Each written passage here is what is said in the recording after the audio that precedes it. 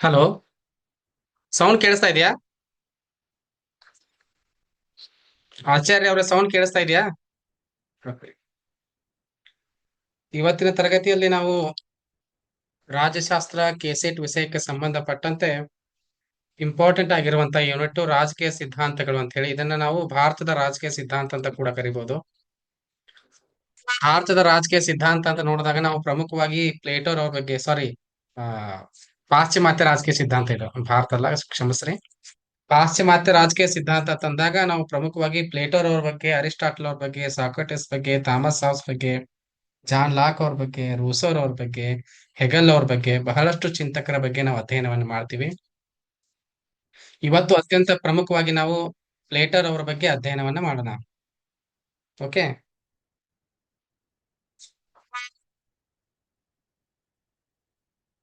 ನೋಡ್ರಿ, ಪ್ಲೇಟರ್ ಅವರು ಕುರಿತು ನಾವು ನೋಡ್ತಾ ಹೋದ್ವಿ ಅಂದ್ರೆ ರಾಜ್ಯಶಾಸ್ತ್ರದ ಮೂಲವನ್ನ ನಾವು ಗ್ರೀಸ್ ದೇಶದಲ್ಲಿ ಕಾಣ್ತೀವಿ. ಅಧ್ಯಯನದ ವಿಷಯ ವಸ್ತುವಾಗಿ ರಾಜ್ಯಶಾಸ್ತ್ರ ಗ್ರೀಕರಿಂದ ಪ್ರಾರಂಭವಾಯಿತು ಅಂತ ಹೇಳ್ತೀವಿ. ರಾಜ್ಯಶಾಸ್ತ್ರದ ಮೂಲವನ್ನ ನಾವು ಎಲ್ಲಿ ಕಾಣ್ತೀವ್ರಿ? ಗ್ರೀಸ್ ದೇಶದಲ್ಲಿ ಕಾಣ್ತೀವಿ. ಒಂದು ಅಧ್ಯಯನದ ವಿಷಯವಾಗಿ ರಾಜ್ಯಶಾಸ್ತ್ರವು ಎಲ್ಲಿಂದ ಪ್ರಾರಂಭ ಆಯ್ತು ಅಂದ್ರೆ ಗ್ರೀಕರಿಂದ ಪ್ರಾರಂಭ ಆಯ್ತು. ಗ್ರೀಕರಿಗಿಂತ ಮುಂಚೆ ಕೂಡ ರಾಜ್ಯಶಾಸ್ತ್ರ ಇತ್ತು, ಆದ್ರೆ ಅದೊಂದು ಸ್ವತಂತ್ರ ಅಧ್ಯಯನ ವಿಷಯವಾಗಿ ಅವರು ಅಧ್ಯಯನ ಮಾಡಿರಲಿಲ್ಲ.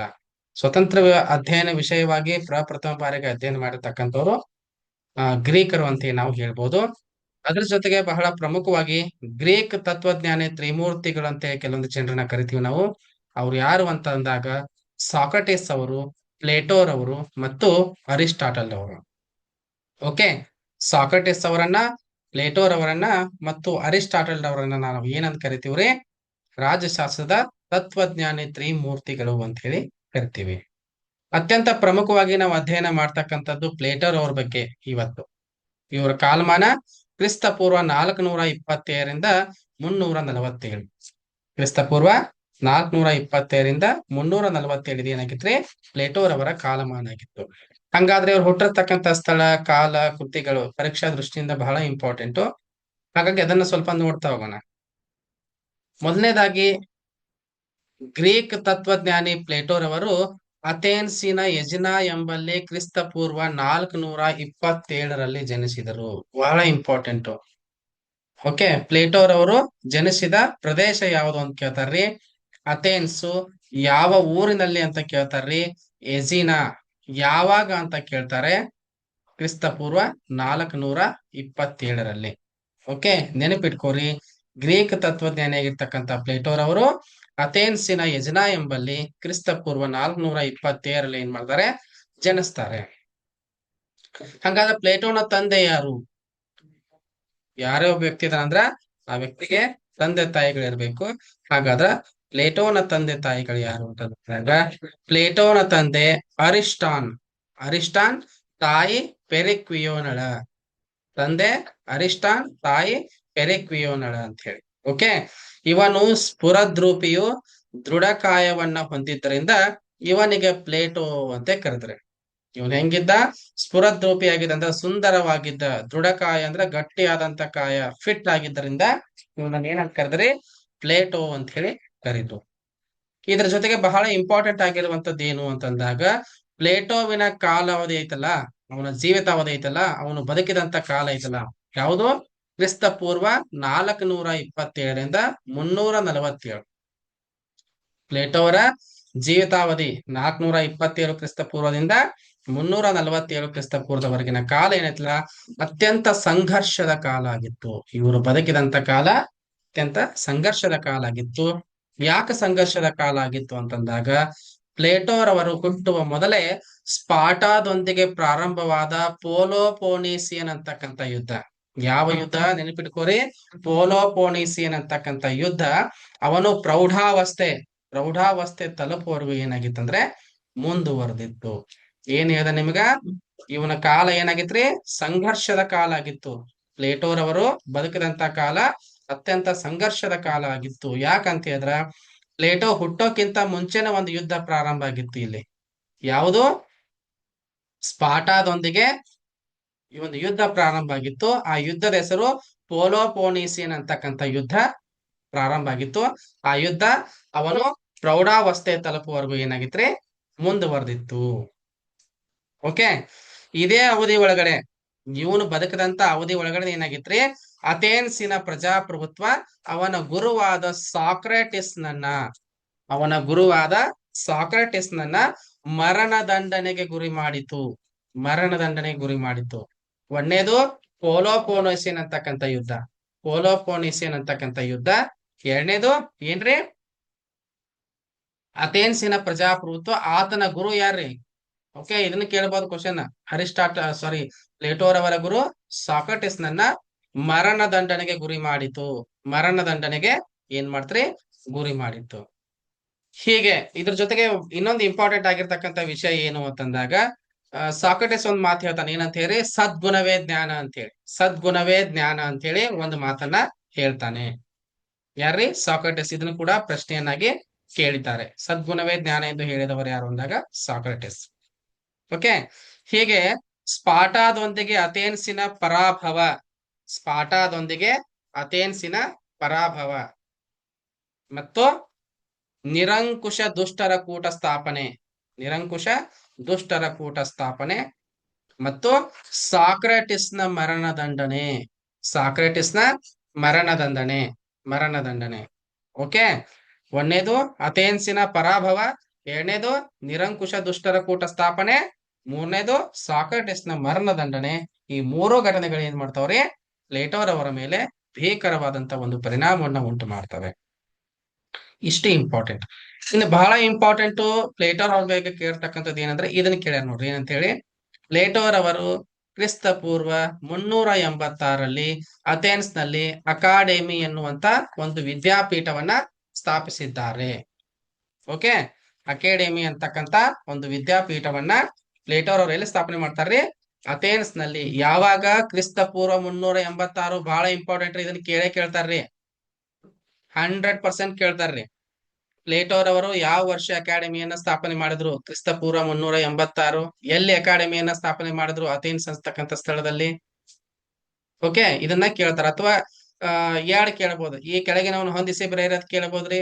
ಅರಿಸ್ಟಾಟ್ಲ, ಪ್ಲೇಟೋ, ಮತ್ತೊಬ್ರು ಒಂದ್ ಇಬ್ರು ಯಾರ್ದ ಹೆಸರು ಕೊಡ್ತಾರ್ರಿ, ಸರಿಯಾಗಿರುವುದನ್ನ ಗುರುತಿಸಿ ಅಂತ ಕೇಳ್ತಾರ್ರಿ. ಓಕೆ, ಯಾವ್ದ್ರಿ? ಪ್ಲೇಟೋರ್ ಅವರು ಅಕಾಡೆಮಿ ಕಟ್ತಾರ್ರಿ, ಮತ್ತೊಬ್ರಿ ಅರಿಸ್ಟಾಟ್ಲ ಅವರು ಕೂಡ ಒಂದು ಸಂಸ್ಥೆಯನ್ನ ಕಟ್ತಾರ್ರಿ. ಓಕೆ, ಹಾಗಾಗಿ ಇಲ್ಲಿ ನೀವು ನೆನಪಿಟ್ಕೋಬೇಕಾಗಿರ್ತಕ್ಕಂಥದ್ದು ಏನು ಅಂದ್ರೆ, ಕ್ರಿಸ್ತ ಪೂರ್ವ 386 ಒಳಗಡೆ ಅಥೆನ್ಸ್ ನಲ್ಲಿ ಅಕಾಡೆಮಿ ಅಂತಕ್ಕಂಥ ಒಂದು ವಿದ್ಯಾಪೀಠವನ್ನ, ಇಟ್ ಮೀನ್ಸ್ ಯೂನಿವರ್ಸಿಟಿ ಅಂತ ನೀವು ಕರಿಬಹುದು ಇವತ್ತಿನ ಕಾಲಕ್ಕ, ಅಂತ ಒಂದು ಶಿಕ್ಷಣ ಸಂಸ್ಥೆಯನ್ನ ಪ್ಲೇಟೋರ್ ಅವರು ಕ್ರಿಸ್ತ ಪೂರ್ವ 386 ಒಳಗಡೆ ಏನ್ ಮಾಡಿದಂದ್ರ ಸ್ಥಾಪನೆ ಮಾಡಿದ್ರು. ಓಕೆ, ನೆಕ್ಸ್ಟ್ ಬರ್ತಕ್ಕಂಥದ್ದು, ಈತ ಅಕಾಡೆಮಿ ಅಂತಕ್ಕಂಥ ವಿದ್ಯಾಪೀಠವನ್ನ ಸ್ಥಾಪನೆ ಮಾಡೋದಷ್ಟೇ ಅಲ್ಲ, ತನ್ನ ಜೀವನದ ಬಹಳಷ್ಟು ಭಾಗವನ್ನ ಇಲ್ಲಿ ಶಾಸ್ತ್ರಾಭ್ಯಾಸ, ಏನ್ರಿ? ಶಾಸ್ತ್ರಾಭ್ಯಾಸ, ತತ್ವಜ್ಞಾನ ಬೋಧನೆ, ಗ್ರಂಥ ರಚನೆಯಲ್ಲಿ ತೊಡಗಿದ. ಓಕೆ, ಇಲ್ಲಿ ವಿದ್ಯಾಪೀಠವನ್ನ ಕಟ್ಟಿ ಸುಮ್ನೆ ಕುದುರ್ಲಿಲ್ಲವ, ಇಲ್ಲಿ ಶಾಸ್ತ್ರವನ್ನ ಅಧ್ಯಯನ ಮಾಡ್ದ, ತತ್ವಜ್ಞಾನವನ್ನ ಅಧ್ಯಯನ ಮಾಡ್ದ, ಬೋಧನೆಯನ್ನ ಮಾಡ್ದ, ಮತ್ತು ಗ್ರಂಥ ರಚನೆ ಒಳಗಡೆ ಏನ್ ಮಾಡಿದ್ರೆ ತೊಡಗಿಸ್ಕೊಂಡ. ನೆಕ್ಸ್ಟ್ ಪ್ಲೇಟರ್ ಅವ್ರಿ ಕ್ರಿಸ್ತ ಪೂರ್ವ 347ರಲ್ಲಿ ನಿಧನರಾಗುತ್ತಾರೆ. ಅದ್ರ ಜೊತೆಗೆ ಸಾಕ್ರೆಟಿಸ್ ರವರ ವಿಚಾರಗಳಿಂದ ಪ್ಲೇಟೋರ್ ಅವರು ಏನಾಗಿದ್ರು ಅಂದ್ರೆ ಹೆಚ್ಚು ಪ್ರಭಾವಿತರಾಗಿದ್ರು. ಹಾಗಾಗಿ ಸಾಕ್ರೆಟಿಸ್ ಏನ್ರಿ, ಇವರ ಗುರುಗಳಾಗಿದ್ದರು. ನೆಕ್ಸ್ಟ್ ಸಾಕ್ರೆಟಿಸ್ ನ ಹೊರತುಪಡಿಸಿದ್ರ ಪ್ಲೇಟೋರ್ ಅವ್ರ ಮೇಲೆ ಪ್ರಭಾವವನ್ನ ಬೀರ್ತಕ್ಕಂತ ಇತರ ವಿದ್ವಾಂಸರು, ಚಿಂತಕರು ಯಾರಂದ್ರ, ಒಬ್ರು ಪೈಥಾಗೋರಸ್ ಅವರು, ಮತ್ತೊಬ್ರು ಪೆರಾಕ್ಲಿಟಸ್ ಅವರು, ಮತ್ತೊಬ್ರು ಪರ್ಮಿನೈಡಸ್ ಅವರು. ಇವ್ರು 3 ಜನ ಏನ್ ಮಾಡಿದೆ ಅಂದ್ರ ಇವ್ರ ಮೇಲೆ ಬಹಳಷ್ಟು ಪ್ರಭಾವನ ಬೀರಂತ ವ್ಯಕ್ತಿಗಳು. ನೋಡ್ರಿ, ಯಾವ್ದಾವ್ದು ಇಂಪಾರ್ಟೆಂಟ್ ಇದ್ರಾಗ ಅಂದಾಗ. ಓಕೆ, ರಾಜ್ಯಶಾಸ್ತ್ರದ ಮೂಲ ಗ್ರೀಸ್ ದೇಶದಲ್ಲಿ. ಓಕೆ, ವಸ್ತು ವಿಷಯವಾಗಿ ರಾಜ್ಯಶಾಸ್ತ್ರ ಗ್ರೀಕರಿಂದ ಪ್ರಾರಂಭವಾಯಿತು. ತತ್ವಜ್ಞಾನಿ ತ್ರಿಮೂರ್ತಿಗಳು ಸಾಕ್ರೆಟಿಸ್, ಪ್ಲೇಟೋ ಮತ್ತು ಅರಿಸ್ಟಾಟ್ಲ್ ಅಂತ ಹೇಳಿ.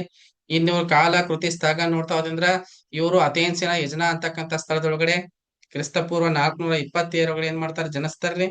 ಇವರ ತಂದೆ ಯಾರು ಅಂತ ನಾವು ನೋಡ್ತಾ ಹೋದಂದ್ರ ಅರಿಸ್ಟಾಲ್ ಅಂತ ಹೇಳಿ. ಇವರ ತಾಯಿ ಪೆರಿಕ್ವಿಯೋನಳ ಅಂತ ಹೇಳಿ. ಇವನು ಅತ್ಯಂತ ಸ್ಫುರದೋಪಿಯು ಮತ್ತು ದೃಢಕಾಯವನ್ನ ಹೊಂದಿದ್ರಿಂದಾಗಿ ಇವನನ್ನ ಏನಂತ ಕರೆದ್ರಿ, ಪ್ಲೇಟೋ ಅಂತ ಕರೆದ್ರು. ಓಕೆ, ನೆಕ್ಸ್ಟ್ ಇವನ್ ಹುಟ್ಟಕ್ಕಿಂತ ಮುಂಚೆ ಏನಾಗಿತ್ತಂದ್ರ, ಇವನ ಕಾಲಮಾನ ಐತಲ್ಲ, ಇವ್ ಹುಟ್ಟದಂತ ಬೆಳೆದಂತ ಕಾಲಮಾನ, ಇವ್ ಪ್ರೌಢಾವಸ್ಥೆ ತಲುಪೋ ತನಕ ಏನಾಗಿತ್ತಂದ್ರ ಸ್ಪಾಟಾದೊಂದಿಗೆ ಅಥೆನ್ಸಿನ ಪೋಲೋಪೋನೇಸಿಯನ್ ಅಂತಕ್ಕಂಥ ಯುದ್ಧ ನಡೆದಿತ್ತು.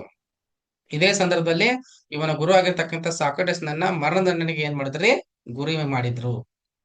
ಓಕೆ, ಈ ಎಲ್ಲಾ ಘಟನೆಗಳು ಏನ್ ಮಾಡಿದ್ವು ಅಂದ್ರ ಪ್ಲೇಟೋರ್ ಅವ್ರ ಮೇಲೆ ಒಂದು ಭೀಕರವಾದಂತ ಪರಿಣಾಮವನ್ನು ಉಂಟು ಮಾಡಿದ್ವು. ಈ ವಿಷಯ ನೆನ್ಪಾಯ್ತು. ಓಕೆ, ಸ್ವಲ್ಪ ಟೆಕ್ನಿಕಲ್ ಇಶ್ಯೂ ಆಗಿತ್ತು, ದಯವಿಟ್ಟು ಕ್ಷಮಿಸ್ರಿ. ಸ್ವಲ್ಪ ಟೆಕ್ನಿಕಲ್ ಪ್ರಾಬ್ಲಮ್ ಆಗಿತ್ತು, ದಯವಿಟ್ಟು ಕ್ಷಮಿಸ್ರಿ.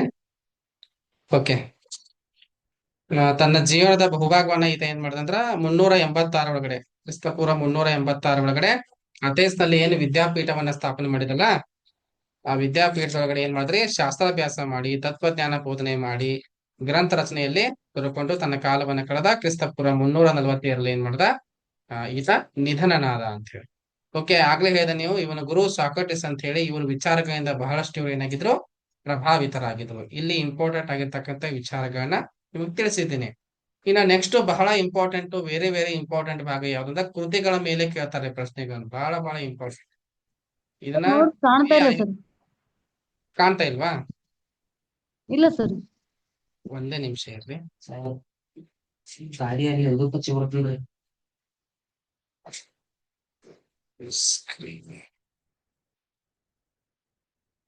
ಓಕೆ, ಈಗ ನೋಡ್ರಿ. ಓಕೆ, ಪ್ಲೇಟೋರ್ ಅವರ ಕೃತಿಗಳಂತ ನಾವು ನೋಡ್ತಾ ಹೋದ್ವಿ ಅಂದ್ರ, ಅವರ ಕೃತಿಗಳು ಮೊದಲನೇದಾಗಿ ದಿ ರಿಪಬ್ಲಿಕ್ ಅಂತ ಹೇಳಿ, ದಿ ರಿಪಬ್ಲಿಕ್. ಎರಡನೇದಾಗಿ ಸ್ಟೇಟ್ಸ್ ಮನ್ ಅಂತ ಹೇಳಿ. ಮೂರನೇದಾಗಿ ದಿ ಲಾಸ್, ದಿ ಲಾಸ್ ಅಂತ ಹೇಳಿ. ಓಕೆ, ಪ್ಲೇಟೋರ್ ಅವರ ಕೃತಿಗಳಂದಾಗ ಮೊದಲನೇದು ದಿ ರಿಪಬ್ಲಿಕ್, ಎರಡನೇದು ಸ್ಟೇಟ್ಸ್ಮನ್, ಮೂರನೇದು ದಿ ಲಾಸ್ ಅಂದ್ರ ಕಾನೂನುಗಳು ಅಂತ ಹೇಳಿ. ಓಕೆ, ಪ್ಲೇಟೋರ್ ಅವರು ಬಹಳಷ್ಟು ಗ್ರಂಥಗಳನ್ನ ರಚನೆ ಮಾಡಿದ್ದಾರೆ, ಸಿಕ್ಕಾಪಟ್ಟೆ ಗ್ರಂಥಗಳನ್ನ ರಚನೆ ಮಾಡಿದ್ದಾರೆ. ಆದ್ರ ಬಹಳ ಇಂಪಾರ್ಟೆಂಟ್ ಆಗಿರ್ತಕ್ಕಂಥ ಗ್ರಂಥಗಳಂದ್ರ ಇವು ಮಾತ್ರ. ಈ ಮೂರು ಗ್ರಂಥ ಒಳಗಡೆ, ಪ್ಲೇಟೋರ್ ಅವರ ಎಲ್ಲಾ ಗ್ರಂಥ ಒಳಗಡೆ ಇವು ಮೂರು ಪ್ರಮುಖ. ಈ ಮೂರೊಳಗಡೆ ದಿ ರಿಪಬ್ಲಿಕ್, ದಿ ರಿಪಬ್ಲಿಕ್ ಅಂತಕ್ಕಂತ ಒಂದು ಗ್ರಂಥ ಐತಲ್ಲ, ಇದು ಒಂದು ನೈತಿಕ ಮತ್ತು ರಾಜಕೀಯ ಉದ್ಗ್ರಂಥ ಅಂತ ಹೇಳಿ, ನೈತಿಕ ಮತ್ತು ರಾಜಕೀಯ ಉದ್ಗ್ರಂಥ ಅಂತ ಹೇಳಿ ಇದನ್ನ ಕರೀತಾರೆ. ಓಕೆ, ಈ ಗ್ರಂಥ ಏನ್ ಮಾಡೈತಂದ್ರ ಪ್ಲೇಟೋವಿನ ಹೆಸರನ್ನ ಏನ್ ಮಾಡೈತಂದ್ರ ಶಾಶ್ವತಗೊಳಿಸಿದೆ, ಶಾಶ್ವತಗೊಳಿಸಿದೆ ಅಂತ ಹೇಳಿ. ಯಾವ ಗ್ರಂಥ ರೀ? ದಿ ರಿಪಬ್ಲಿಕ್ ಅನ್ನುವಂತ ಗ್ರಂಥ. ದಿ ರಿಪಬ್ಲಿಕ್ ಅನ್ನುವಂತ ಗ್ರಂಥ. ಈ ಗ್ರಂಥದ ವಿಶೇಷತೆ ಏನು ಅಂತಂದಾಗ, ನ್ಯಾಯ ಪ್ರತಿಪಾದನೆಯೇ ಇದರ ಧ್ಯೇಯ. ದಿ ರಿಪಬ್ಲಿಕ್ ಗ್ರಂಥದ ಧ್ಯೇಯ ಏನ್ರಿ? ನ್ಯಾಯ ಪ್ರತಿಪಾದನೆಯೇ ಇದರ ಧ್ಯೇಯವಾಗಿತ್ತು. ಓಕೆ, ನೆಕ್ಸ್ಟ್ ಇಂಪಾರ್ಟೆಂಟ್ ಆಗಿರ್ತಕ್ಕಂಥದ್ದು ಪ್ಲೇಟೋರ್ ಅವರ ಆದರ್ಶ ರಾಜ್ಯ ಅಂತ ಹೇಳಿ. ಪ್ಲೇಟೋರ್ ಅವರ ಆದರ್ಶ ರಾಜ್ಯ ಅಂತ ಹೇಳಿ. ಪ್ಲೇಟೋ ಗ್ರೀಕ್ ದೇಶದವನಾಗಿದ್ದು, ಪ್ಲೇಟೋ ಗ್ರೀಕ್ ದೇಶದವನಾಗಿದ್ದು, ಅವನು ತನ್ನ ಸುಪ್ರಸಿದ್ಧ ಗ್ರಂಥ ದಿ ರಿಪಬ್ಲಿಕ್ ನಲ್ಲಿ ಒಂದು ಆದರ್ಶ ರಾಜ್ಯ ಹೇಗಿರಬೇಕು ಎಂಬುದನ್ನ ಚಿತ್ರಿಸಿದ್ದಾನೆ. ಓಕೆ, ಪ್ಲೇಟೋ ಆದರ್ಶ ರಾಜ್ಯ ಒಳಗೆ ಏನ್ ಹೇಳ್ತಾನ್ರಿ? ಆದರ್ಶ ರಾಜ್ಯ ಒಳಗೆ ಏನ್ ಹೇಳ್ತಾನ್ರಿ? ಒಂದು ರಾಜ್ಯ ಅಂತಕ್ಕಂಥದ್ದು ಯಾವ ತರ ಇರ್ಬೇಕು ಅನ್ನೋದ್ರ ಕುರಿತಾಗಿ ಹೇಳ್ತಾನೆ. ಈ ಆದರ್ಶ ರಾಜ್ಯ ಎನ್ನುವಂಥದ್ದು ಪ್ಲೇಟೋವಿನ ಕಲ್ಪನೆಯ ಸೃಷ್ಟಿಯಾಗಿತ್ತು. ಪ್ಲೇಟೋವಿನ ಆದರ್ಶ ರಾಜ್ಯ ಅಂತಕ್ಕಂಥದ್ದು ಏನಾಗಿತ್ತು? ಒಂದು ಕಲ್ಪನೆಯ ಸೃಷ್ಟಿಯಾಗಿತ್ತು ಅಂತ ಹೇಳಿ. ಯಾವ ಕೃತಿ ಒಳಗಡೆ ಹೇಳುತ್ತಾನೆ, ಯಾವ ಕೃತಿ ಒಳಗಡೆ ಹೇಳುತ್ತಾನೆ ಅಂತಂದಾಗ ನೆನಪಿಡ್ಕೋರಿ, ರಿಪಬ್ಲಿಕ್ ಗ್ರಂಥದೊಳಗಡೆ, ರಿಪಬ್ಲಿಕ್ ಗ್ರಂಥದೊಳಗಡೆ ಏನ್ ಮಾಡ್ತಾನೋ ಪ್ಲೇಟೋ ಆದರ್ಶ ರಾಜ್ಯದ ಕುರಿತು ತಿಳಿಸಿ ಹೇಳುತ್ತಾನೆ. ರಿಪಬ್ಲಿಕ್ ಗ್ರಂಥದಲ್ಲಿ ಆದರ್ಶ ರಾಜ್ಯದ ಕುರಿತು ತಿಳಿಸಿ ಹೇಳುತ್ತಾನೆ. ಓಕೆ, ಈ ಪ್ಲೇಟೋವಿನ ಆದರ್ಶ ರಾಜ್ಯವು ಎಲ್ಲಾ ದೇಶಗಳಿಗೂ ಎಲ್ಲಾ ಕಾಲಕ್ಕೂ ಅನ್ವಯಿಸುವಂತಹ ಒಂದು ಮಾದರಿ ರಾಜ್ಯವಾಗಿತ್ತು. ಒಂದು ಮಾಡೆಲ್ ಆಗಿತ್ತತ್ರಿ ಎಲ್ಲರಿಗೂ. ಅದು ಇದು ಎಲ್ಲಾ ಕಾಲಕ್ಕೂ ಅನ್ವಯಿಸುವಂತದ್ದು, ಎಲ್ಲಾ ದೇಶಗಳಿಗೂ ಕೂಡ ಅನ್ವಯಿಸುವಂತ ಒಂದು ಮಾದರಿ ಆಗಿರ್ತಕ್ಕಂಥ ಒಂದು ಆದರ್ಶ ರಾಜ್ಯವಾಗಿತ್ತು ಅಂತ ಹೇಳಿ ಪ್ಲೇಟೋರ್ ಅವರು ಹೇಳ್ತಾರೆ. ನೆಕ್ಸ್ಟ್ ಬಹಳ ಇಂಪಾರ್ಟೆಂಟ್ ನೋಡ್ರಿ, ಇದು ಇಲ್ಲಿ ಪ್ರಶ್ನೆ ಬರ್ತದೆ 100% ಈ ಭಾಗದಿಂದ ಪ್ರಶ್ನೆ ಬರ್ತದೆ. ಏನು? ಪ್ಲೇಟೋ ತನ್ನ ಆದರ್ಶ ರಾಜ್ಯದ ರಚನೆಯನ್ನ ಮಾನವನಲ್ಲಿರುವ 3 ಮೂಲಭೂತ ಗುಣಗಳ ವರ್ಗೀಕರಣದ ಮೂಲಕ ಪ್ರಾರಂಭಿಸುತ್ತಾನೆ. ಏನ್ರಿ? ಆದರ್ಶ ರಾಜ್ಯವನ್ನ ಹೆಂಗ ಆತ ಪ್ರಾರಂಭ ಮಾಡ್ತಾನಂತಂದ್ರ, ಮಾನವನಲ್ಲಿರ್ತಕ್ಕಂಥ 3 ಮೂಲಭೂತ ಗುಣಗಳ ವರ್ಗೀಕರಣದ ಮೂಲಕ ಪ್ರಾರಂಭ ಮಾಡ್ತಾನ್ರಿ ಆದರ್ಶ ರಾಜ್ಯದ ರಚನೆಯನ್ನು. ಹಂಗಾದ್ರ ಯಾವ್ಯಾವು ಆ 3 ಮೂಲಭೂತ ಗುಣಗಳು ಅಂತ ನಾವು ನೋಡ್ತಾವ. ಪ್ಲೇಟೋ ಹೇಳ್ತಾರೆ, ಈ ಗುಣಗಳನ್ನ ಪ್ಲೇಟೋರವರು ವಿವೇಚನೆ ಅಥವಾ ಸಾತ್ವಿಕ, ಚೈತನ್ಯ ಅಥವಾ ರಾಜಸ ಮತ್ತು ತಾಮಸ. ಯಾವ್ಯಾವ್ರಿ? ಒಂದು ಸಾತ್ವಿಕ ಗುಣ, ಒಂದು ರಾಜಸ ಗುಣ, ಮತ್ತೊಂದು ತಾಮಸ ಗುಣ ಅಂತ ಹೇಳಿ. ಈ ಮೂರು ಮೂಲಭೂತ ಗುಣಗಳ ಆಧಾರದ ಮೇಲೆ ಏನ್ ಮಾಡ್ತಾನ್ರಿ? ಆದರ್ಶ ರಾಜ್ಯವನ್ನ ಸ್ಥಾಪನೆ ಮಾಡ್ತಾನೆ. ಇವುಗಳನ್ನ ಇಂಗ್ಲಿಷ್ ನಲ್ಲಿ ರೀಜನ್ಸ್, ಸ್ಪಿರಿಟ್, ಅಪಿಟೈಟ್ ಅಂತ ಹೇಳಿ ಕರೀತಾರೆ. ರೀಜನ್ಸ್, ಸ್ಪಿರಿಟ್ ಮತ್ತು ಅಪಿಟೈಟ್ ಅಂತ ಹೇಳಿ ಕರೀತಾರೆ. ಓಕೆ, ಮಾನವನಲ್ಲಿರುವ ಈ ಮೂರು ಗುಣಗಳ ವರ್ಗೀಕರಣ ಅಂತಕ್ಕಂಥದ್ದು ಏನಾಗಿತ್ತು? ಆದರ್ಶ ರಾಜ್ಯದ ತಳಹದಿಯಾಗಿತ್ತು.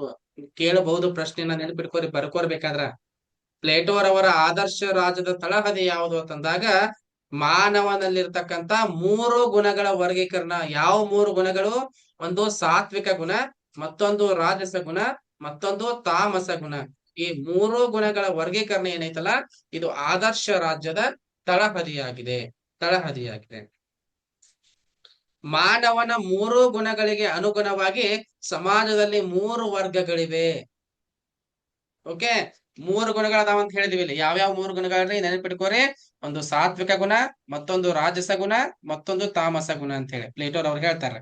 ಈ ಮೂರು ಗುಣಗಳಿಗೆ ಅನುಗುಣವಾಗಿ ಏನೈತ್ರಿ, ಸಮಾಜದೊಳಗಡೆ ಮೂರು ವರ್ಗಗಳದಾವತ್ರಿ. ಮೂರು ವರ್ಗಗಳ ನಮ್ಮಲ್ಲಿ ಹೆಂಗ್ ಭಾರತದಾಗ ಹೇಳ್ತಾರೆ ನಾವು ಬ್ರಾಹ್ಮಣ ವರ್ಗ, ಕ್ಷತ್ರಿಯ ವರ್ಗ, ವೈಶ್ಯ ವರ್ಗ, ಶೂದ್ರ ವರ್ಗ, ವರ್ಣ ಅಂತ ಹೇಳ್ತೀವಿ.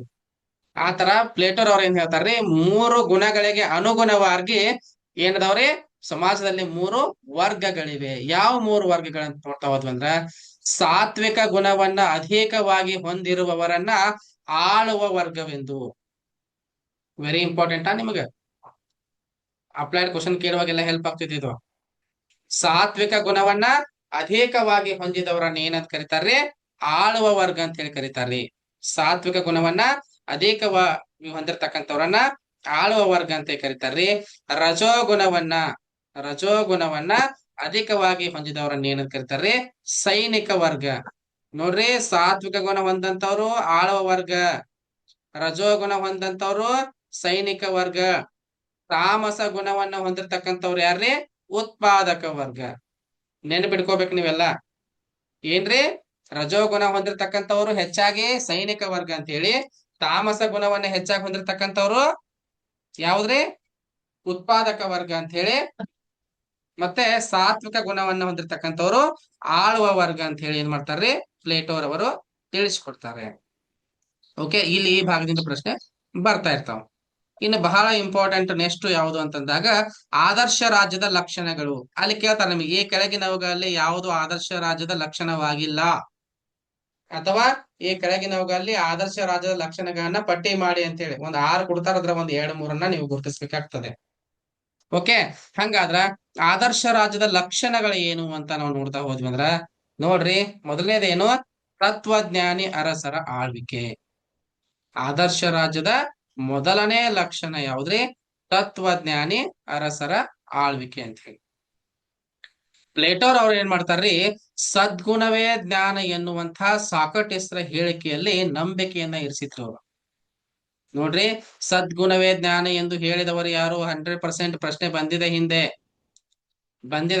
ಸದ್ಗುಣವೇ ಜ್ಞಾನ ಅಂತ ಹೇಳಿದವರು ಯಾರು? ಸಾಕ್ರಟೀಸ್. ಈ ಸಾಕ್ರಟೀಸ್ರ ಸದ್ಗುಣವೇ ಜ್ಞಾನ ಎನ್ನುವಂತಹ ಒಂದು ಹೇಳಿಕೆಯಲ್ಲಿ ಏನ್ ಮಾಡಿದ್ರೆ ಇವರು ನಂಬಿಕೆಯನ್ನ ಇರಿಸಿದ್ರು. ಯಾರ್ರಿ? ಪ್ಲೇಟೋರ್ ಅವರು. ಪ್ರಾಮಾಣಿಕತೆ, ಬುದ್ಧಿವಂತಿಕೆ, ನಿಸ್ವಾರ್ಥ ಸೇವಾ ಮನೋಭಾವ, ಜ್ಞಾನ ಮುಂತಾದ ಸದ್ಗುಣಗಳಿದ್ದಾವಲ್ಲ, ಇವು ತತ್ವಜ್ಞಾನಿ ಅರಸರಲ್ಲಿ ಅತ್ಯಂತ ಹೆಚ್ಚಿನ ಪ್ರಮಾಣದಲ್ಲಿ ಅಡಕವಾಗಿರ್ತವೆ ಅಂತ ಹೇಳ್ತಾರೆ. ಯಾವ್ಯಾವ್ರಿ?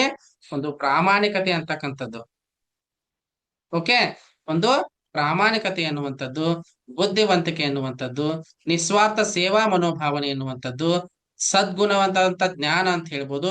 ಈ ಮುಂತಾದ ಗುಣಗಳದಾವಲ್ಲ, ಇವು ತತ್ವಜ್ಞಾನಿ ಅರಸರಲ್ಲಿ ಇರ್ತವೆ ಅಂತ ಹೇಳಿ ಪ್ಲೇಟೋರ್ ಅವರು ಹೇಳ್ತಾರೆ. ಈ ಪ್ಲೇಟೋರ್ ಅವರ ಪ್ರಕಾರ ಒಂದು ರಾಜ್ಯ ಆದರ್ಶ ರಾಜ್ಯವಾಗಬೇಕಾದ್ರೆ ತತ್ವಜ್ಞಾನಿಗಳು ಅದನ್ನ ಆಳಬೇಕು ಅಂತ ಹೇಳ್ತಾರೆ. ಪ್ಲೇಟೋ ಏನ್ ಹೇಳ್ತಾರೆ? ಒಂದು ರಾಜ್ಯ ಏನಾಗ್ಬೇಕ್ರಿ? ಆದರ್ಶ ರಾಜ್ಯವೇನಾದ್ರೂ ಆಗ್ಬೇಕಾಗಿತ್ತು ಅಂತಂದ್ರೆ ಅದನ್ನ ಯಾರು ಆಳ್ವಿಕೆ ಮಾಡ್ಬೇಕ್ರಿ? ತತ್ವಜ್ಞಾನಿಗಳು ಮಾತ್ರ ಆಳ್ವಿಕೆ ಮಾಡ್ಬೇಕು. ತತ್ವಜ್ಞಾನಿಗಳೇ ಯಾಕೆ ಆಳ್ವಿಕೆ ಮಾಡ್ಬೇಕು ಅಂತಂದ್ರೆ, ತತ್ವಜ್ಞಾನಿಗಳು ರಾಜ್ಯದ ಹಿತವೇ ತಮ್ಮ ಹಿತವೆಂದು ಆಳ್ವಿಕೆ ಮಾಡುತ್ತಾರೆ. ರಾಜದ ಉಪಯುಕ್ತತೆ ತಮ್ಮ ಉಪಯುಕ್ತತೆ ಅಂತ ಹೇಳಿ, ರಾಜದ ಹಿತಾನೇ ತಮ್ಮ ಹಿತ ಅಂತ ಹೇಳಿ ತತ್ವಜ್ಞಾನಿಗಳ ಆಳ್ವಿಕೆ ಮಾಡುವುದರಿಂದಾಗಿ ತತ್ವಜ್ಞಾನಿಗಳೇ ಆದರ್ಶ ರಾಜ್ಯವನ್ನ ಆಳ್ಬೇಕು ಅಂತ ಹೇಳ್ತಾರೆ. ಅಲ್ಲಿ ಆಪ್ಷನ್ ಕೊಡ್ಬೋದು ನೀವು. ಈ ಕೆಳಗಿನವುಗಳಲ್ಲಿ ಆದರ್ಶ ರಾಜ್ಯದಲ್ಲಿ ಆಳುವ ವರ್ಗ ಯಾವುದು ಗುರುತಿಸಿರಿ ಅಂತ ಕೇಳ್ತಾರೆ. ಒಂದ್ ಕಡೆ ಸೈನಿಕ ವರ್ಗ ಕೊಡ್ತಾರ್ರಿ, ಒಂದ್ ಕಡೆ ತತ್ವಜ್ಞಾನಿ ಅರಸ ಅಂತ ಹೇಳಿ ಕೊಡ್ತಾರ್ರಿ, ಮತ್ತೊಂದ್ ಕಡೆ ಉತ್ಪಾದಕ ವರ್ಗ ಅಂತ ಕೊಡ್ತಾರ್ರಿ, ಮತ್ತೊಂದ್ ಕಡೆ ಬೇರೆ ಏನಾದ್ರು ಆಪ್ಷನ್ ಕೊಡ್ತಾರ್ರಿ. ನಿಮಗ್ ಗೊತ್ತಿರ್ಬೇಕ್ರಿ, ತತ್ವಜ್ಞಾನಿಗಳು ಆದರ್ಶ ರಾಜ್ಯವನ್ನ ಆಳ್ವಿಕೆ ಮಾಡ್ತಕ್ಕಂಥವ್ರು ಯಾರೇ? ತತ್ವಜ್ಞಾನಿ ಅರಸ ಅಂತೇಳಿ ಹೇಳ್ಬೋದು. ಒಂದನೇದು ಆದರ್ಶದ ಲಕ್ಷಣ ತಂದಾಗ ತತ್ವಜ್ಞಾನಿ ಅರಸರ ಆಳ್ವಿಕೆ ಇಲ್ಲಿ ಇರ್ತದೆ. ಈ ನೆಕ್ಸ್ಟ್ ಬರ್ತಕ್ಕಂಥದ್ದು ಯಾವಂದ್ರ ಆದರ್ಶ ರಾಜ್ಯದ ಎರಡನೇ ಲಕ್ಷಣ ಯಾವುದು ಅಂತಂದಾಗ ಆಸ್ತಿ ಮತ್ತು ಕುಟುಂಬದ ಸಮತಾವಾದ. ಓಕೆ, ಇದನ್ನ ಕೇಳ್ಯಾರ ಪ್ರಶ್ನೆ. ಆಸ್ತಿ ಮತ್ತು ಕುಟುಂಬದ ಸಮತಾವಾದವನ್ನ ಕೆಳಗಿನವರುಗಳಲ್ಲಿ ಯಾರಿಗೆ ತಿಳಿಸಲಾಗಿದೆ? ಕ್ವಶನ್ ಇದೆ ತಡ್ರಿ, ಒಂದ್ ನಿಮಿಷ ಹೇಳ್ತೀನಿ ನಿಮಗೆ. ಏನ್ ಕ್ವಶನ್ ಕೇಳಿದ್ದಾರೆ, ಮೊನ್ನೆ ಒಬ್ರು ಕಳ್ಸಿದ್ರು ನನಗೆ ಅದನ್ನ.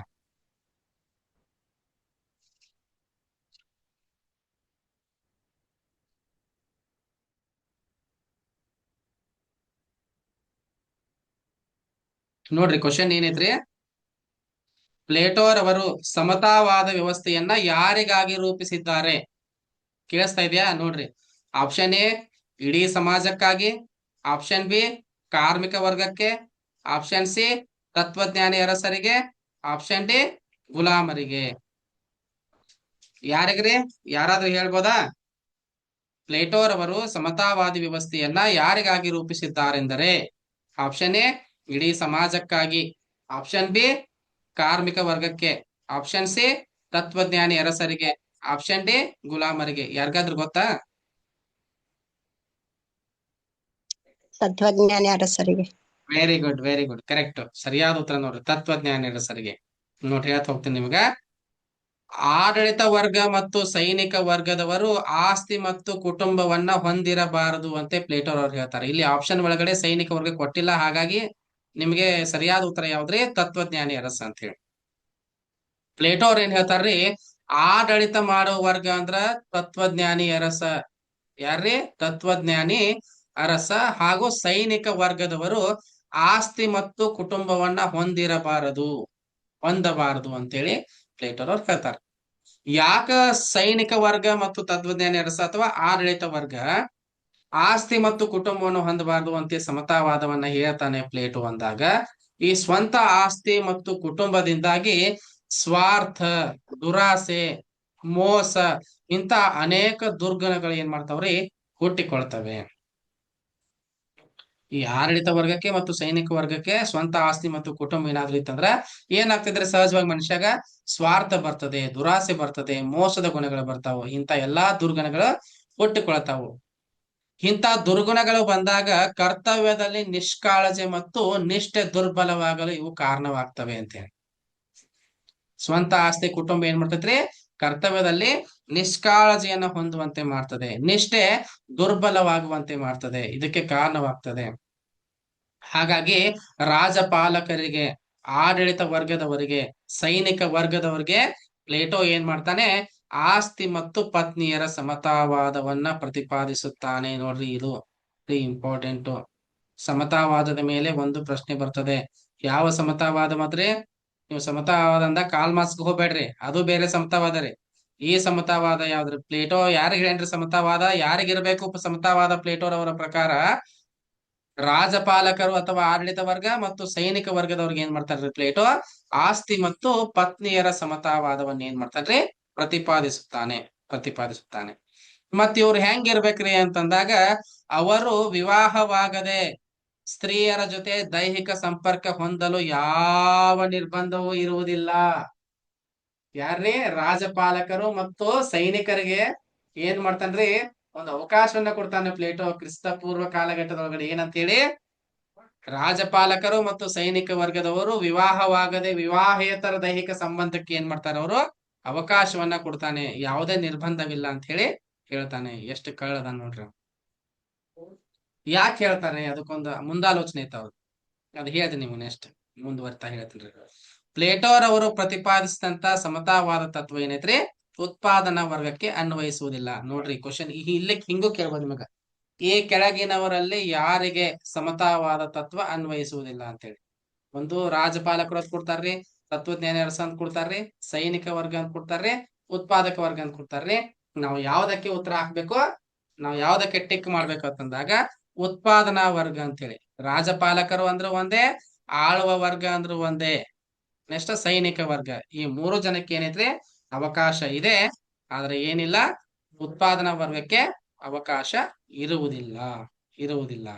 ಏನ್ ಅವಕಾಶ ಇರುವುದಿಲ್ಲ ಇವ್ರಿಗೆ? ಸ್ತ್ರೀಯ ಮದುವೆ ಆಗೋದಕ್ಕೆ ಅವಕಾಶ ಇರೋದಿಲ್ಲ, ಕುಟುಂಬ ಹೊಂದೋದಕ್ಕೆ ಅವಕಾಶ ಇರೋದಿಲ್ಲ, ಆಸ್ತಿಯನ್ನು ಹೊಂದೋದಕ್ಕೆ ಅವಕಾಶ ಇರುವುದಿಲ್ಲ. ಈ ನೆಕ್ಸ್ಟ್ ಬರ್ತಕ್ಕಂಥದ್ದು ಯಾವುದು ಅಂತಂದಾಗ ರಾಜ ನಿಯಂತ್ರಿತ ಶಿಕ್ಷಣ ವ್ಯವಸ್ಥೆ ಅಂತ ಹೇಳಿ. ರಾಜ ನಿಯಂತ್ರಿತ ಶಿಕ್ಷಣ ವ್ಯವಸ್ಥೆ, ರಾಜ ನಿಯಂತ್ರಿತ ಶಿಕ್ಷಣ ವ್ಯವಸ್ಥೆ. ಏನಿದು ಮೂರನೇ ಲಕ್ಷಣ ಆದರ್ಶ ರಾಜ್ಯತ್ವ ಅಂತಂದಾಗ ನೋಡ್ರಿ, ಪ್ಲೇಟೋರವರು ರಾಜ ನಿಯಂತ್ರಿತ ಶಿಕ್ಷಣ ವ್ಯವಸ್ಥೆಯನ್ನ ಪ್ರತಿಪಾದಿಸಿದ್ದಾರೆ. ರಾಜ ನಿಯಂತ್ರಿತ ಶಿಕ್ಷಣ ವ್ಯವಸ್ಥೆಯನ್ನು ಏನ್ ಮಾಡ್ಯಾರ್ರಿ ಪ್ಲೇಟೋರವರು ಪ್ರತಿಪಾದಿಸಿದ್ದಾರೆ. ಹಾಗಾದ್ರೆ ಶಿಕ್ಷಣ ಅಂದ್ರೆ ಯಾವುದು? ಪ್ಲೇಟೋರವರ ಪ್ರಕಾರ ಪ್ಲೇಟೋರವರು ಹೇಳ್ತಾರೆ, ದೈಹಿಕ ಮತ್ತು ಮಾನಸಿಕ ಅಭಿವೃದ್ಧಿಯೇ ಶಿಕ್ಷಣದ ಗುರಿಯಾಗಬೇಕು. ದೈಹಿಕ ಮತ್ತು ಮಾನಸಿಕ ಅಭಿವೃದ್ಧಿಯೇ ಶಿಕ್ಷಣದ ಗುರಿಯಾಗಬೇಕು. ಈ ಹೇಳಿಕೆಯನ್ನ ನೀಡಿದವರು ಯಾರು ಅಂತ ಕೂಡ ಕೇಳಬಹುದು, ಪ್ಲೇಟೋರವರು. ದೈಹಿಕ ಮತ್ತು ಮಾನಸಿಕ ಅಭಿವೃದ್ಧಿಯ ಶಿಕ್ಷಣದ ಗುರಿಯಾಗಬೇಕು ಅಂತ ಹೇಳುವಂತ ಪ್ಲೇಟೋ ಶಿಕ್ಷಣವನ್ನ ವಿವಿಧ ಹಂತಗಳಲ್ಲಿ ರಾಜವೇ ನೀಡಬೇಕು ಎಂದು ಹೇಳ್ತಾನೆ.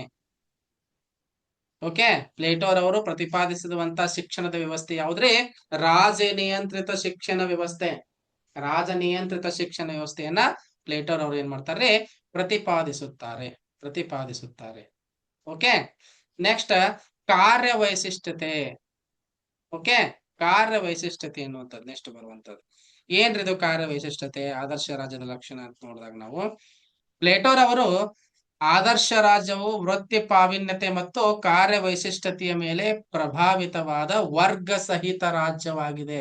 ಪ್ಲೇಟೋರವರ ರಾಜ್ಯ, ಪ್ಲೇಟೋರವರ ಆದರ್ಶ ರಾಜ್ಯ ನೋಡ್ರಿಪ್ಪ, ಎಷ್ಟು ಇಂಪಾರ್ಟೆಂಟ್ ವರ್ಡ್ಗಳಿವೆಲ್ಲ ನೋಡ್ರಿ.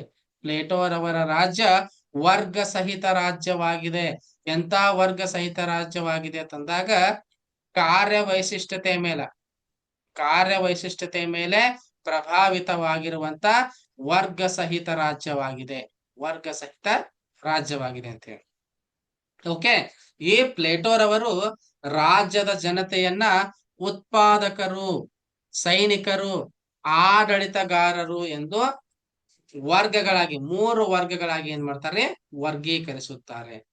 ಏನಂದ್ರೆ, ಒಂದು ಉತ್ಪಾದಕರಂತ ಹೇಳಿ, ಸೈನಿಕರಂತ ಹೇಳಿ, ಆಡಳಿತಗಾರ ಅಂತ ಹೇಳಿ ವರ್ಗೀಕರಿಸ್ತಾರೆ.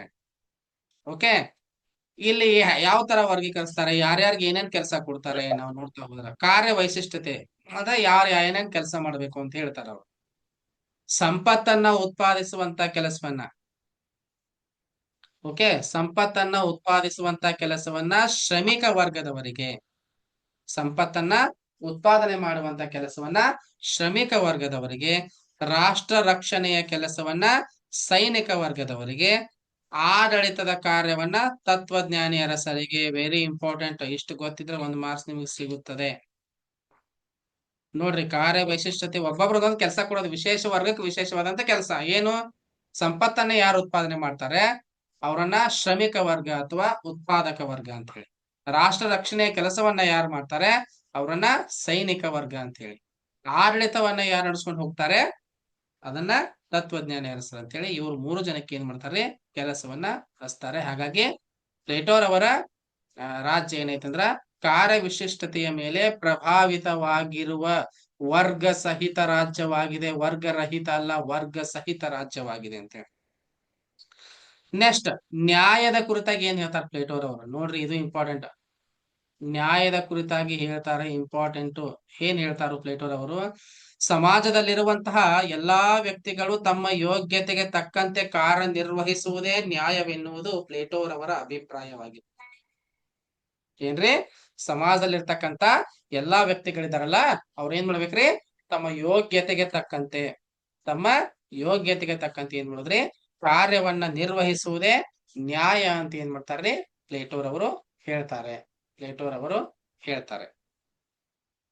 ಓಕೆ, ನೆಕ್ಸ್ಟ್, ನ್ಯಾಯವು ಕಾರ್ಯ ವೈಶಿಷ್ಟ್ಯತೆಗೆ ಮಹತ್ವ ನೀಡ್ತದೆ. ನ್ಯಾಯ ಏನ್ ಮಾಡ್ತೈತ್ರಿ? ಕಾರ್ಯ ವೈಶಿಷ್ಟ್ಯತೆಗೆ ಮಹತ್ವ ನೀಡ್ತೈತಿ. ಯಾಕೆ ಕಾರ್ಯ ವೈಶಿಷ್ಟ್ಯತೆಗೆ ನ್ಯಾಯ ಮಹತ್ವ ನೀಡ್ತೈತಿ ಅಂದ್ರ ಯೋಗ್ಯತೆಗೆ ತಕ್ಕಂತೆ ಕಾರ್ಯ ನಿರ್ವಹಿಸೋದು ಅಂತ ಹೇಳ್ತಾರ. ಏನ್ರಿ ಯೋಗ್ಯತೆ? ಯಾರಿಗೆ ಸಂಪತ್ತನ್ನ ಉತ್ಪಾದಿಸುವಂತ ಯೋಗ್ಯತೆ ಇದೆಯಲ್ಲ ಅವರು ಶ್ರಮಿಕ ವರ್ಗ. ಯಾರು ರಾಷ್ಟ್ರ ರಕ್ಷಣೆ ಮಾಡ್ತಕ್ಕಂತ ಯೋಗ್ಯತೆ ಇದೆಯಲ್ಲ ಅವರು ಸೈನಿಕ ವರ್ಗ. ಯಾರಿಗೆ ಆಡಳಿತವನ್ನ ಮಾಡುವಂತ ಯೋಗ್ಯತೆ ಐತಲ್ಲ ಅವರು ತತ್ವಜ್ಞಾನಿ ಅರಸ. ಹಾಗಾಗಿ ಸಮಾಜದಲ್ಲಿರ್ತಕ್ಕಂತ ಎಲ್ಲಾ ವ್ಯಕ್ತಿಗಳಿದಾರಲ್ಲ ಅವರು ತಮ್ಮ ಯೋಗ್ಯತೆಗೆ ತಕ್ಕಂತೆ ಕಾರ್ಯ ನಿರ್ವಹಿಸುವುದೇ ನ್ಯಾಯ. ಉತ್ಪಾದನೆ ಮಾಡ್ತೀಯಪ್ಪ ನೀನು, ನೀನು ಶ್ರಮಿಕ ವರ್ಗದವ, ಉತ್ಪಾದಕ ವರ್ಗದವ. ನೀನು ರಾಷ್ಟ್ರ ರಕ್ಷಣೆ ಮಾಡ್ತೀಯನಪ್ಪ, ನಿನ್ನ ನ್ಯಾಯ ಏನು? ನೀನ್ ರಾಷ್ಟ್ರ ರಕ್ಷಣೆ ಮಾಡ್ತಕ್ಕಂಥದ್ದೇ ನ್ಯಾಯ. ನೀನ್ ಆಡಳಿತ ಮಾಡ್ತೀಯಪ್ಪ, ನೀನ್ ತತ್ವಜ್ಞಾನಿ ಅರಸನ, ನೀನು ಆಡಳಿತ ಮಾಡ್ತಕ್ಕಂಥದ್ದೇ ನ್ಯಾಯ ಅಂತ ಏನ್ ಮಾಡ್ತಾರ್ರಿ ಪ್ಲೇಟೋರವರು ತಿಳಿಸ್ಕೊಡ್ತಾರೆ. ಈ ತರ ಕಾರ್ಯ ವೈಶಿಷ್ಟ್ಯತೆಯನ್ನ ತಿಳಿಸ್ಕೊಡ್ತಾರೆ. ಇವರ ನ್ಯಾಯವು ಕಾರ್ಯ ವೈಶಿಷ್ಟ್ಯತೆಗೆ ಮಹತ್ವ ನೀಡ್ತದೆ. ಇಂಥ ವೈಶಿಷ್ಟ್ಯತೆಯ ತತ್ವದ ಮೇಲೆ ರಚಿತವಾದ ರಾಜ್ಯವೇ ಆದರ್ಶ ರಾಜ್ಯ. ನಿಮಗೆ ಆದರ್ಶ ರಾಜ್ಯದ ತಳಪಾಯ ಅಡಿಪಾಯ ಯಾವುದಂದಾಗ ಈ ಮೂರು ವರ್ಗಗಳ ಶ್ರಮಿಕ ವರ್ಗ, ಸೈನಿಕ ವರ್ಗ, ತತ್ವಜ್ಞಾನಿ ಅರಸ ಅಂತೇಳಿ. ಓಕೆ, ಇದು ಆದರ್ಶ ರಾಜ್ಯದ 4ನೇ ಲಕ್ಷಣ ಆಗಿತ್ತು. ಈ ನೆಕ್ಸ್ಟ್ ಆದರ್ಶ ರಾಜ್ಯದ ಲಕ್ಷಣ ಅಂತಂದಾಗ ಸ್ವಾತಂತ್ರ್ಯ ಅಂತ ಹೇಳ್ತಾರ. ಸ್ವಾತಂತ್ರ್ಯದ ಕುರಿತಾಗಿ ಹೇಳ್ತಾರೆ. ಏನ್ ಹೇಳ್ತಾರೆ ಪ್ಲೇಟೋರವರು ಸ್ವಾತಂತ್ರ್ಯದ ಕುರಿತಾಗಿ? ನೋಡ್ರಿ, ರಾಜ್ಯಕ್ಕೆ ನಿಷ್ಠೆ ತೋರುವುದೇ ನಿಜವಾದ ಸ್ವಾತಂತ್ರ್ಯವೆಂದು ಪ್ಲೇಟೋರವರು ಹೇಳುತ್ತಾರೆ. ಸ್ವಾತಂತ್ರ್ಯ ಅಂದ್ರೆ ಏನ್ರಿ? ನೀವ್ ಹೆಂಗ್ ಬೇಕಂತ ವರ್ತಿಸೋದಲ್ಲ, ನೀವ್ ಹೆಂಗ್ ಬೇಕಂತ ತಿರ್ಗಾಡೋದಲ್ಲ. ಸ್ವಾತಂತ್ರ್ಯ ಅಂದ್ರೆ ಏನ್ರಿ? ಪ್ಲೇಟೋರವರ ಪ್ರಕಾರ ಒಂದು ರಾಜ್ಯಕ್ಕೆ, ಒಂದು ಸರ್ಕಾರಕ್ಕೆ ನಿಷ್ಠೆಯನ್ನ ತೋರಿಸ್ತಕ್ಕಂಥದ್ದು ಏನೈತ್ರಿ ನಿಜವಾದ ಸ್ವಾತಂತ್ರ್ಯ ಅಂತ ಪ್ಲೇಟೋರ್ ಅವ್ರು ಹೇಳ್ತಾರೆ. ಹಾಗಾಗಿ ಜನರು ಮನಸ್ಸಿಗೆ ಬಂದಂತೆ ವರ್ತಿಸ್ತಕ್ಕಂಥದ್ದು ಏನಲ್ಲ ಸ್ವಾತಂತ್ರ್ಯವಲ್ಲ, ಸ್ವಾತಂತ್ರ್ಯವಲ್ಲ. ಓಕೆ, ಆದರ್ಶ ರಾಜ್ಯದಲ್ಲಿ ಏನಿಲ್ಲ, ಆರ್ಥಿಕ ಸಮಾನತೆಗೆ ಯಾವುದೇ ಸ್ಥಾನವನ್ನ ಕೊಟ್ಟಿಲ್ಲ. ಆದರ್ಶ ರಾಜ್ಯದಲ್ಲಿ ಏನ್ ಮಾಡಿಲ್ರಿ? ಆರ್ಥಿಕ ಸಮಾನತೆಗೆ ಯಾವುದೇ ಸ್ಥಾನವನ್ನ ಏನ್ ಮಾಡಿಲ್ಲ, ಕೊಟ್ಟಿಲ್ಲ. ಜೊತೆಗೆ ಉತ್ತಮರಾದವರು ವಿಶೇಷ ಸ್ಥಾನ ಹೊಂದುವುದು ತಪ್ಪಲ್ಲವೆಂದು ಪ್ಲೇಟೋನ ಅಭಿಪ್ರಾಯವಾಗಿತ್ತು. ಓಕೆ, ಉತ್ತಮರಾದವರು ಏನ್ ಮಾಡಂಗಿಲ್ಲ, ವಿಶೇಷವಾದಂತ ಸ್ಥಾನವನ್ನ ಹೊಂದೋದು ಏನಿಲ್ಲ ತಪ್ಪಲ್ಲ ಅಂತ ಹೇಳಿ ಪ್ಲೇಟೋರವರು ತಮ್ಮ ಅಭಿಪ್ರಾಯವನ್ನ ವ್ಯಕ್ತಪಡಿಸ್ತಾರೆ. ಅಂದ್ರೆ ಆದರ್ಶ ರಾಜ್ಯದಲ್ಲಿ ಏನಿರ್ತೈತ್ರಿ? ಯೋಗ್ಯತೆಗೆ ತಕ್ಕ ಸ್ಥಾನ ಇರ್ತೈತಿ. ಯೋಗ್ಯತೆಗೆ ತಕ್ಕ ಸ್ಥಾನ ಅಂದ್ರೆ ಏನ್ರಿ? ಯಾರು ಉತ್ಪಾದನೆ ಮಾಡ್ತಾರ ಅವ್ರ ಉತ್ಪಾದಕ ವರ್ಗ, ಯಾರು ಏನ್ ರಾಷ್ಟ್ರ ರಕ್ಷಣೆ ಮಾಡ್ತಾರ ಅವ್ರ ಸೈನಿಕ ವರ್ಗ, ಯಾರಲ್ಲಿ ಏನೈತ್ರಿ ಒಳ್ಳೆ ಗುಣಗಳ ನಡತೆಗಳು ಸದ್ಗುಣಗಳದಾವಲ್ಲ ಆತ ತತ್ವಜ್ಞಾನಿ ಅರಸ ಆಗ್ತಾರ ಅಂತ ಹೇಳಿ ಇಲ್ಲಿ ಏನ್ ಹೇಳ್ತಾರ ಅವರು? ಆದರ್ಶ ರಾಜ್ಯದಲ್ಲಿ ಯೋಗ್ಯತೆಗೆ ತಕ್ಕಂತ ಸ್ಥಾನಮಾನಗಳು ಸಿಗ್ತವೆ ಅಂತ ಹೇಳಿ ಹೇಳ್ತಾರೆ. ನೆಕ್ಸ್ಟ್, ಪ್ಲೇಟೋರವರ ಶಿಕ್ಷಣ ಸಿದ್ಧಾಂತ ಅಂತ ಹೇಳಿ, ಶಿಕ್ಷಣದ ಕುರಿತು ಪ್ಲೇಟೋರವರು ಏನ್ ಹೇಳ್ತಾ ಇದ್ದಾರೆ? ಪ್ಲೇಟೋರವರ ರಿಪಬ್ಲಿಕ್ ಗ್ರಂಥಕ್ಕೆ ನ್ಯಾಯವನ್ನ ಕುರಿತ ಗ್ರಂಥ ಅಂತಕ್ಕಂಥ ಉಪಶೀರ್ಷಿಕೆ ಕೂಡ ಇದೆ. ಪ್ಲೇಟೋರವರ ರಿಪಬ್ಲಿಕ್ ಗ್ರಂಥಕ್ಕೆ ಏನೈತ್ರಿ? ನ್ಯಾಯವನ್ನ ಕುರಿತಂತಹ ಗ್ರಂಥ ಎನ್ನುವಂತ ಉಪಶೀರ್ಷಿಕೆ ಕೂಡ ಇದೆ. ಪ್ಲೇಟೋರವರ ನ್ಯಾಯದ ಕಲ್ಪನೆಯು ಮಾನವನ ಮಾನಸಿಕ ಸ್ವಭಾವವನ್ನ ಸೂಚಿಸುತ್ತದೆ. ಪ್ಲೇಟೋರವರ ನ್ಯಾಯದ ಕಲ್ಪನೆ ಇದೆಯಲ್ಲ ಇದು ಮಾನವನ ಮಾನಸಿಕ ಸ್ವಭಾವವನ್ನು ಏನ್ ಮಾಡ್ತದೆ? ಸೂಚಿಸುತ್ತದೆ. ಹಂಗಾದ್ರ ನ್ಯಾಯ ಎಲ್ಲಿದೆ? ನ್ಯಾಯ ಎಲ್ಲಿದೆ? ನ್ಯಾಯವು ಆದರ್ಶ ಸಮಾಜದಲ್ಲಿರುತ್ತದೆ. ಓಕೆ, ನ್ಯಾಯ ಎಲ್ಲಿರ್ತದೆ ಅಂತ ಹೇಳ್ತಾರ ಅವರು? ಆದರ್ಶ ಸಮಾಜದಲ್ಲಿರ್ತದೆ. ನ್ಯಾಯದ ಕಲ್ಪನೆ ಮಾನವನ ಮಾನಸಿಕ ಸ್ವಭಾವವನ್ನ ಸೂಚಿಸುತ್ತದೆ ಅಂತ ಹೇಳ್ತಾರೆ. ನ್ಯಾಯ ಅಂದ್ರೆ ಏನು? ಮತ್ತೆ ಮುಂದುವರೆದು ಹೇಳ್ತಾರೆ. ನ್ಯಾಯ ಅಂದ್ರೆ ಏನು ಮುಂದುವರೆದು ಹೇಳ್ತಾರೆ ಪ್ಲೇಟೋರವರು. ಪ್ರತಿಯೊಬ್ಬ ವ್ಯಕ್ತಿಯು ರಾಜ್ಯವು ತನಗೆ ವಹಿಸಿಕೊಟ್ಟ ಕಾರ್ಯಗಳನ್ನ ನಿರ್ವಹಿಸುತ್ತಾ ಅನ್ಯರ ಕಾರ್ಯಗಳಲ್ಲಿ ಹಸ್ತಕ್ಷೇಪ ಮಾಡದಿರುವುದೇ ನ್ಯಾಯ. ಪ್ರತಿಯೊಬ್ಬ ವ್ಯಕ್ತಿ ಇರ್ತಾನಲ್ಲ, ಆ ವ್ಯಕ್ತಿ ರಾಜ್ಯ ತನಗೊಂದು ಕೆಲಸ ಕೊಟ್ಟಿರುತ್ತಲ್ಲ ಆ ಕೆಲಸವನ್ನ ಕಾರ್ಯವನ್ನ ನಿರ್ವಹಿಸುತ್ತಾ, ಅಂದ್ರೆ ರಾಜ್ಯ ಹೇಳಿರುವಂತಹ ಕಾರ್ಯವನ್ನ ನಿರ್ವಹಿಸುತ್ತಾ ಅನ್ಯರ ಕಾರ್ಯಗಳಲ್ಲಿ ಹಸ್ತಕ್ಷೇಪ ಮಾಡದೆ ಇರುವುದೇ ನ್ಯಾಯ ಅಂತೇಳಿ ಪ್ಲೇಟೋ ಅವರು ಹೇಳ್ತಾರೆ. ಮತ್ತೆ ನೆನಪು ಮಾಡ್ಕೋರಿ, ತಮಗ್ ವಹಿಸಿದ ಕಾರ್ಯಗಳು ಯಾವಿಲ್ಲಿ?